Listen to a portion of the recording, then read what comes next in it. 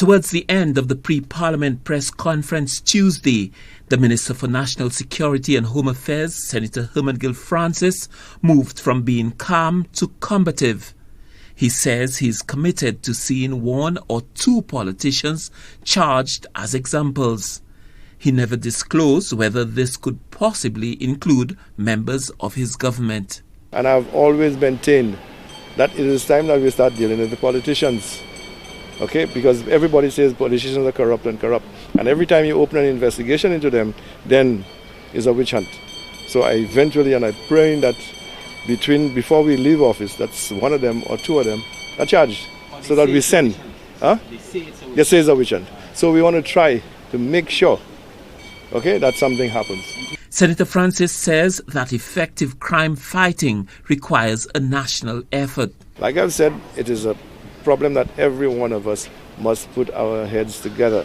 It's the police, it's the public, it's the churches, it's the opposition, it's everybody. But what of the exclusion of the leader of the opposition from the National Security Council? Senator Francis made it clear that there's no place at that table for the leader of the opposition. I think Mr. Pierrehead is not the right place now for National Council. When he gets ready, then he will be able to come. But you can't be at loggerheads with the Minister of Home Affairs and expect to sit on a table with him. What's the point?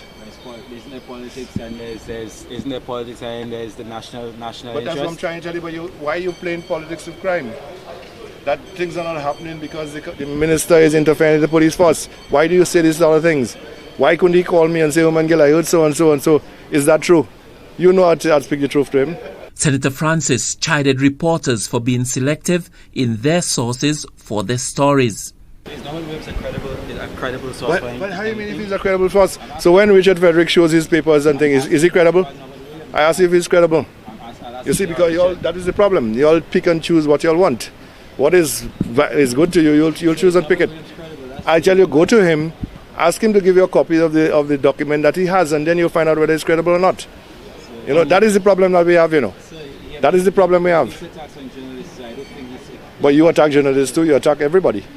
So that makes you immune from attack. But everybody must be attacked. I'm being attacked left, right and center.